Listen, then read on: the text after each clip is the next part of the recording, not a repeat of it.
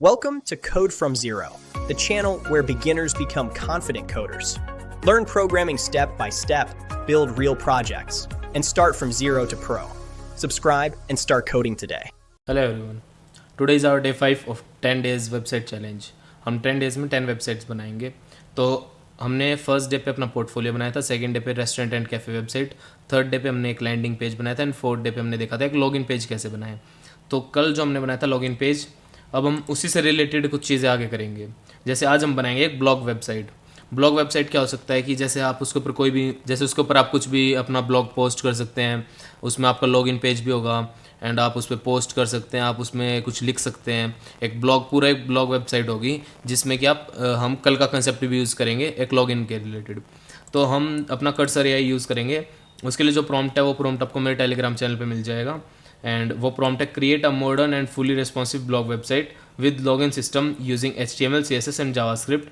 Design a clean dashboard where only logged in users can create and manage blog post. Add a beautiful post editor with title, context box and publish button. Build a simple node.js backend using Express. When a post is published, store title, content, author and timestamp into a local text file as database. Fetch all posts from the file and display them dynamically on a stylish blog feed with cards layout. Add form validation, success message and smooth animation for better user experience. Keep the project beginner friendly, well structured and production like. तो ये हमारा एक बिल्कुल beginner friendly blog website बनाएगा. And अगर जैसे हम अभी तो लोकली सेव करें फाइल्स को, एक हमारा होता है क्लाउड के अंदर सेव करना, गूगल क्लाउड के अंदर. उस प्रोसेस के लिए हम कल बताएंगे कि उस प्रोसेस को कैसे करना है. आज हमारा लास्ट डे है, हम लोकल फाइल पे कैसे सेव करते हैं वो सीखने का. उसके बाद हम आएंगे कि हम उसको ऑनलाइन कैसे हैंडल कर सकते हैं. डेटाबेस को हम मोंगोडीबी से भी हैंडल कर सकते हैं, हम गूगल क्लाउड से भी हैंडल कर सकते हैं. तो आज हम करते हैं अपना लोकल के लिए. तो जैसे ही हम इसको एंटर करते हैं, अब जैसे ही हमने इस चीज़ को रन कर दिया तो ये अपने आप उस चीज़ कमांड को रन कर रहा है. एंड ये अपनी तरफ से डायरेक्टरीज भी बना रहे हैं, जैसे आप देख सकते हैं. MKDIR का मतलब है मेक डायरेक्टरी सर्वर पब्लिक. जैसे इसने यहाँ पर पब्लिक और सर्वर दोनों के नाम से इसने बना दिया है. एंड ये क्या कर रहा है, अब सारी डायरेक्टरीज बना रहा है, किसके अंदर क्या रखना है, किसके अंदर फिर क्या वर्क करना है. तो ये सारी डायरेक्टरीज बना रहा है अभी. अब ये package.json बना रहा है.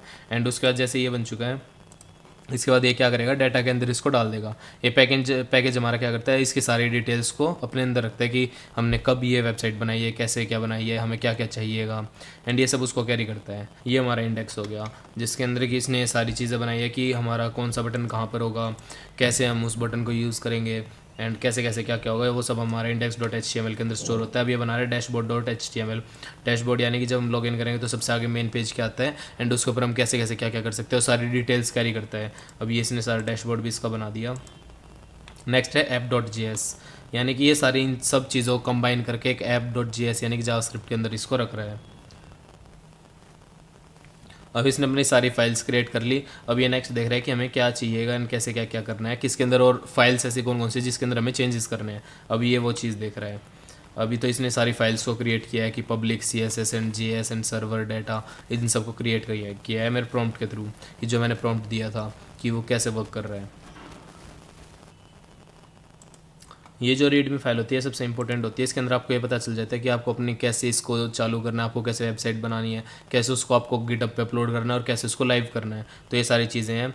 जैसे कि आप यहाँ पर देख सकते हो इंस्टॉल डिपेंडेंसीज, यानी कि CD server npm install and start कैसे करें उसको. ये सारी चीज़ें लोकल होस्ट पे रन हो जाएगा. एंड आप APIs को कैसे यूज़ कर सकते हैं, तो ये सब उनके लिए होता है. अब ये समरी दे रहा है कि इसने कैसे कैसे क्या क्या बनाया है. इसने बनाया एक पब्लिक ब्लॉग फीड एंड जिसके अंदर लॉगिन सिस्टम है, प्रोटेक्टेड डैशबोर्ड है and node.js plus express backend है. इसमें डेमो लॉगिन है, यानी कि एडमिन 1 2 3. ये हमारा यूज़र ID पासवर्ड होगा जो हमारा डेमो, मतलब हम डेमो वर्जन के लिए यूज़ करेंगे. इन सबको रन करने के लिए हमें ये 3 कमांड यूज़ करनी है, CD server, npm install and npm start. इसको मैं बताऊंगा रन कैसे करना है. अब जैसे ही इसने सारी चीज़ें दे दी, अब हम उस फोल्डर पे जाएंगे जिस फोल्डर के अंदर हमारा ये सब बना है. तो डे 5 यानी कि मैं इसके अंदर ये बना रहा हूँ. अब इसको हमें राइट क्लिक करके ये ओपन इन टर्मिनल करना है. ओपन इन टर्मिनल करेंगे तो ये हमारे इस फाइल की टर्मिनल लोकेशन खुल जाएगी. अब हम देखेंगे कि इसने बोला क्या, इसने सबसे पहले बोला कि CD सर्वर. तो हम इस कमांड को रन करेंगे CD सर्वर. जैसे हमने रन की तो ये सर्वर के अंदर एंटर हो चुका है. अब CD का मतलब कि ये चेंज डायरेक्टरी कर रहा है. डायरेक्टरी को चेंज करने के लिए हम अपना कमांड यूज़ करते हैं cd। तो ये क्या करेगा, अपनी तरफ से npm को इंस्टॉल करके रन कर देगा एंड आपकी वेबसाइट लाइव हो जाएगी लोकल होस्ट पे।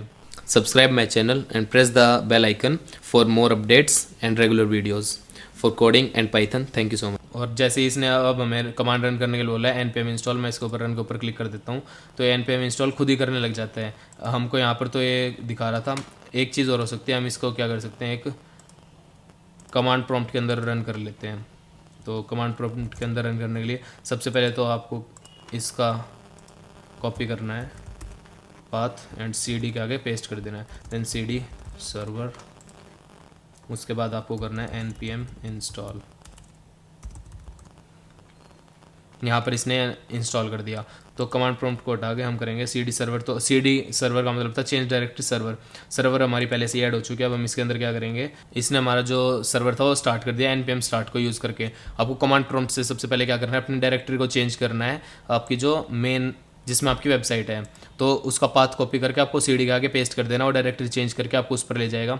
देन cd सर्वर करना है, सर्वर ऐड करने के बाद आपको npm स्टार्ट करना है। हम मिस्टेक क्या कर रहे थे, हम npm को रन कर रहे थे, हमें रन नहीं स्टार्ट करना है। तो स्टार्ट के लिए इसने सबसे पहले क्या किया, server running on local host 3000। अब आपको कंट्रोल करके क्लिक करना है इसके ऊपर तो ये आपका दिखा देगा एंड कंट्रोल क्लिक का मतलब आपकी डायरेक्ट वेबसाइट खोल देगा। उसके बाद एक हमारे यूज़र नेम एडमिन है एंड पासवर्ड एडमिन 123 है। ये हमारा डेमो लॉगिन था, अभी तक हमने डेटाबेस में सेव नहीं किया, लेकिन ये जो है ये हमने डेमो के लिए यूज़ किया है। एंड उसके बाद ये आपको सारी चीज़ें दिखा देगा कि हमारा कैसे क्या क्या काम कर रहा है, कितनी स्पीड से काम कर रहा है, वो ये सारी चीज़ आपको लाइव दिखा देगा।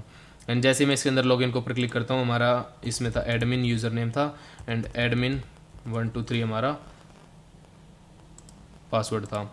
तो अब हम लॉगिन हो चुके हैं एंड यहाँ पर लॉग आउट का ऑप्शन भी आ गया, dashboard, blog feed and globe log, यानी कि ये सारा हमारा जो था वो आ चुका है। अब हमें क्या करना है, हम इसके ऊपर एक पोस्ट करके देखते हैं। अब हमारी टोटल पोस्ट 0 है और यू आर एडमिन ये हमारा नाम है। तो पोस्ट करने के लिए हम क्या करेंगे, ओपन डैशबोर्ड, इसमें सबसे पहले हम अपनी पोस्ट को एडिट करेंगे, यानी कि हम सबसे पहले टाइटल डालते हैं माई फर्स्ट ब्लॉग एंड नीचे हम कुछ भी लिख देते हैं like this is my first blog on this website and I find this amazing experience। ये हमने डाल दिया। अब इसको हम पब्लिश कर देंगे। पब्लिश करते ही आप देख सकते हो यहाँ पर हमारा फर्स्ट ब्लॉग के नाम से आ भी चुका है, हमने कब क्रिएट किया, अपडेट कब किया, वो सब आ चुका है। तो अब हम इसके बाद क्या करेंगे, डैशबोर्ड के ऊपर जाएंगे, ब्लॉग फीड में जाएंगे। अब यहाँ पर आप देख भी सकते हो लेटेस्ट पोस्ट के नाम से भी आ जाएगा आपका, टोटल नंबर ऑफ पोस्ट भी बढ़ गया। बेसिक एक जो ब्लॉग हो सकता है हमने वो बनाया है। और उसके बाद हम ब्लॉग फीड में आप यहाँ पर देख सकते हो, डैशबोर्ड भी देख सकते हो, हम लॉग आउट भी कर सकते हैं। लॉग आउट करने के बाद अभी हम गेस्ट हैं एंड टोटल ब्लॉग हम अभी भी दिख रहे हैं। अब हम क्या करेंगे, लॉग इन करना पड़ेगा हमें पब्लिश के लिए। हम ओपन डैशबोर्ड करते हैं। ओपन डैशबोर्ड के लिए हमें यूज़र आईडी पासवर्ड चाहिए होगा, तो हम सबसे पहले डालते हैं एडमिन 123। हमने जैसे ही लॉगिन किया उसके बाद हम यहाँ पर करेंगे ओपन डैशबोर्ड। हम यहाँ पर और भी कर सकते हैं, हम यहाँ से एडिट एंड डिलीट भी कर सकते हैं। जैसे मैं इसको एडिट के ऊपर क्लिक करता हूँ एंड माय नेम इज़ संभव, ये डालता हूँ एंड अपडेट करता हूँ, तो ये भी दिखा देगा मैंने अपडेट कब किया है एंड क्रिएट मैंने कब किया था, ये सारी चीज़ ये दिखा देगा। तो ये हमारा एक सबसे बेसिक जो हो सकता था, हमने एक ब्लॉग वेबसाइट बनाई है। इसको बनाने के लिए आपको कुछ नहीं करना, बस आपको जो मेरा दिया हुआ प्रॉम्प्ट है टेलीग्राम चैनल पे उसको पेस्ट करना है कर्सर एआई पे। एंड आप देख भी सकते हो यहाँ पर ये आपको कमांड प्रॉम्प्ट पे सारी आपको स्पीड भी दिखा रहा है कि आपकी कितनी स्पीड से क्या चल रहा है एंड आपका क्या क्या पोस्ट हुआ है, आपको ये सारी चीज़ यहाँ पर शो कर देगा। अब इसको अगर आपको स्टॉप करना है, टर्मिनेट करने के लिए बस आपको कुछ नहीं करना, कंट्रोल सी करना है। कंट्रोल सी करते ही आपसे वाई एंड एन के बारे में पूछेगा, टर्मिनेट बैच जॉब। अगर आप वाई क्लिक कर देते हो तो ये टर्मिनेट कर देगा, एन मतलब नहीं करेगा। इसलिए अब मेरी उसको पूरी वेबसाइट को टर्मिनेट कर दिया और अब मेरी वेबसाइट लाइव नहीं है लोकल होस्ट पे। अब जैसे ही मैं इसको रन करता हूँ ये मेरे को एरर शो कर देगा, error this site can not be reached. अगर मेरे को दोबारा रन करनी है तो मैं कर दूंगा npm स्टार्ट।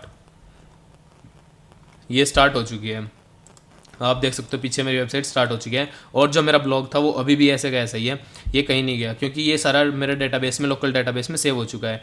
नेक्स्ट क्लास में हम देखेंगे कि हम अपना इसको क्लाउड पे कैसे सेव कर सकते हैं या फिर हम इसको एक MongoDB पे कैसे सेव कर सकते हैं जिससे कि हमारा कोई भी चेंजेस ना हो एंड वो हमेशा के लिए सेव रहे, लोकल फाइल्स में सेव ना हो। अब मैं इसको टर्मिनेट कर देता हूँ वाई, और ये हमारा टर्मिनेट हो चुका है। एंड इसको अगर हम रीलोड करते हैं तो आप देख भी सकते हैं हमारा पूरा प्रोजेक्ट टर्मिनेट हो चुका है एंड अब हमारी वेबसाइट जो है वो लाइव नहीं है। अब मेन बात आती है कि मैंने कल एक पोस्ट डाली थी कि 26 को कुछ क्रेजी चीज़ आ रही है, तो वो आपको एक वीक का भी वेट लगेगा, लेकिन मैं अनाउंस कर देता हूँ वो जो आ रहा है वो है एक, सिर्फ रिपब्लिक डे नहीं बनाएंगे हम एक मैप बनाएंगे, एक इंडिया का ऐसा मैप जिस पे आप किसी भी स्टेट के ऊपर क्लिक करते हो तो आपको उसके बारे में सारी इन्फॉर्मेशन मिल जाएंगी कि ये स्टेट इंट्रोड्यूस कब हुई थी, या इसको बनाया कब गया था, कैसे क्या इसके बारे में हुआ था, उस स्टेट की जितनी भी सारी हिस्ट्री है, जियोग्राफी है, या सब कुछ है, वो आपको एक ही जगह मिल जाएगी। एंड अगर आप दूसरी स्टेट के ऊपर क्लिक करते हो तो वो आपको मिल जाएगी, मतलब स्टेट वाइज हम उसको कर देंगे कि एक प्रॉपर इंडिया है, हम उस इंडिया के किसी भी स्टेट के ऊपर क्लिक कर रहे हैं तो उसके बारे में सारी नॉलेज दे देगा। एंड उसके बाद क्या होगा, हमारा जो जितनी भी एक, हमें क्या करना पड़ता है, बार बार एक स्टेट को सर्च करना पड़ता है कि हमें स्टेट में ये कब आई थी, कब इसको इंट्रोड्यूस किया था, इसकी मेन चीज़ें क्या हैं, इसकी जियोग्राफी क्या है एंड इसकी हिस्ट्री क्या है। तो अब उस वेबसाइट जो मैं बना रहा हूँ, अभी उस प्रोजेक्ट पे हम काम कर रहे हैं, मैं और मेरी टीम पूरी उस पर काम कर रही है। लेकिन अब जो मेन बात आती है कि हम बार बार सर्च ना करें, हम एक ही बारी एक ही जगह पर हमें सारी चीज़ें मिल जाए, हम ऐसी वेबसाइट बना रहे हैं इंडिया से रिलेटेड। एंड वो जो होगी वो बहुत अमेजिंग सी चीज़ है, एंड अगर आप उसको एक्सपीरियंस करोगे तो आपको पता भी चलेगा। एंड आपको वो चीज़ देखने के लिए हमारे साथ बने रहना पड़ेगा, तो stay connected for that, and I will be releasing that in this 1 week, so stay connected and hope you enjoyed this video. Thank you so much.